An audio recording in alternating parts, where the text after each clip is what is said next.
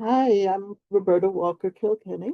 I've been at Hunter forever, it seems, because I went to the high school when it was in the Thomas Hunter building. So I've been connected to Hunter in one way or another for over 60 years now, even though I'm only 21. The the overall theme for today had to do with what you do on day one. But for me, it's week one because I teach fully online asynchronous courses.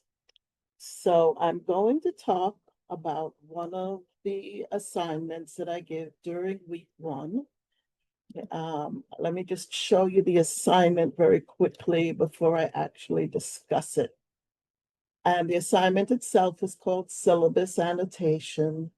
And this is the student's view of the instructions. That first cartoon I got from Jack. Thank you, Jack. I see you're online with us.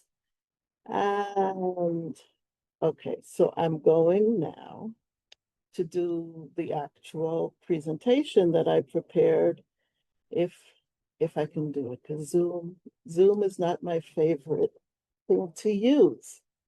So okay, so it's syllabus annotation. That's the introduction to me. I'm trying to get this thing to set up slideshow. You wouldn't believe that we rehearsed this a few minutes ago, right? So there we go. I think you can see the first slide now. That's me. I will explain to you that I do not use the camera. I don't feel cameras should be required, and I do not penalize students for not using cameras. We have students who, for cultural reasons or economic reasons, would find cameras impossible to use, and I'm very much opposed to the policy that the college has that you can actually bar a student who refuses to use a camera. So I don't use the camera. So as I mentioned, this is week one. In week one, I try to cover several things, mostly in order to promote a sense of community and also to help the students with understanding what the expectations are in the class. So one of the things we do during week one is this annotation of the syllabus, which we do using Hypothesis. I'm curious to know how many of you have some kind of discussion during either your first day or your first week about the syllabus and why it is that, that you discuss it. Sorry, my partner just sneezed very loudly in the background. I don't know if you heard it. Yeah, that's the syllabus I find is critical to review with the students. This is the cartoon that Jack shared with us a couple of years ago. And as you can see, the students in the cartoon are asking their professor various questions, and the professor's answers are, it's in the syllabus, right? When are your office hours? It's in the syllabus. I'm sure all of us have had the experience that halfway into the term, a student has asked something that clearly indicates they have not looked at the syllabus, because if they had, they would have seen um, the information that they're looking for. So my purposes in having this assignment include to promote student engagement and sense of community. So it's similar to what you would do in a discussion board, right? Except with Hypothesis, the students can see the document that they're commenting on, in addition to making the comment and having a threaded conversation about the document.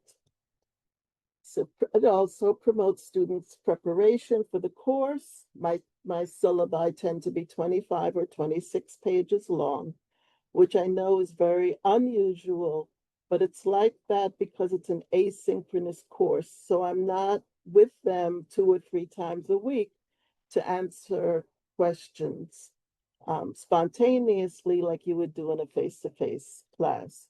So I put a lot of extra information in the syllabi that most people would not, because the students need to use that to refer to if they're looking for what the policy is on a particular thing, what the readings are, etc. So it also allows us to ask questions, to clarify expectations, and the students also identify which topics they're most interested in.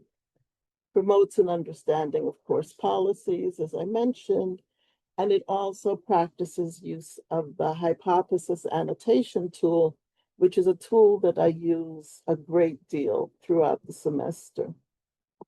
I saw yesterday an article written in Business Insider where they were interviewing a former member of the AI development team at Google, who basically said we should stop teaching STEM courses and encourage our students to develop emotional strengths, empathy, and socialize with their friends.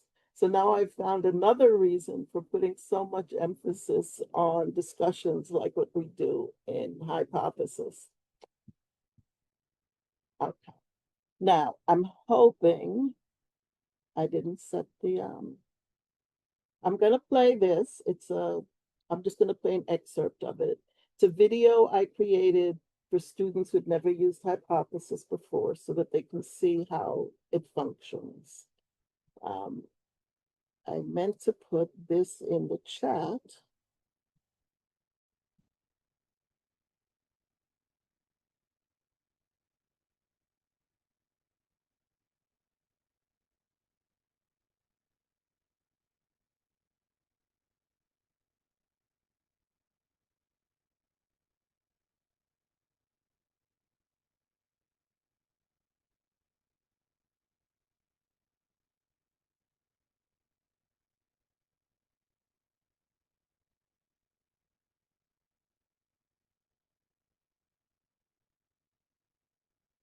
Okay, I'm going to stop it there. That it shows students how to enter their original annotation and also how to reply to what other students have posted. Since this would be the first hypothesis assignment that they get in the semester, I included with the instructions for the annotation assignment, but I also put it in a separate section where I have tutorials on other tools that the students use. And in future assignments, I just refer them back to where they can find this video, right? So the instructions in case of the hypothesis syllabus annotation asks the students to post at least X number, whatever that number would be, of annotations. And I give them a number of suggestions, and I'll just show them quickly in the interest of time. Julie, can you tell me how much time I have left? 1 minute. Okay. I give them suggestions for the way in which they may start their comments.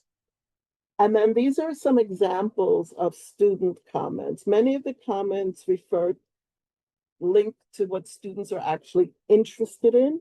Like in this case, the student was particularly interested in this article. They posted their comment and another student replied to that. Students will also say, I'm really interested in the history of Puerto Rico or Haiti or whatever, because that's where my family is from. So that's a very popular type of comment. Other students, okay, this is the one that we just saw. Other students may comment on, like in this case, the student said, we can't just put our opinions, they have to be backed up by some sort of evidence, right? I don't tell them not to include opinions, but it has to be a quote unquote educated opinion. It can't just be, I had a dream last night and this is what my dream told me.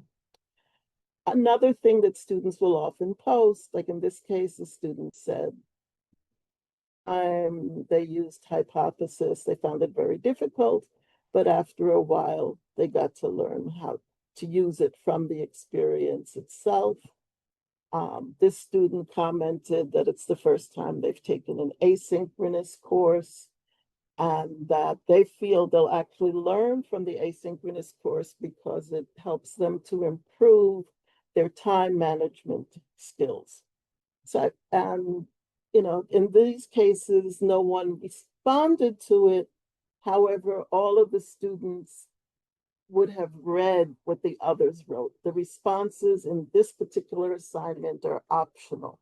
I give other hypothesis assignments where I'll say, you know, post 5 original comments and 5 responses to your colleagues in the course. Each time, you know, depending on what we're doing, the specifics of the instructions may differ. Right?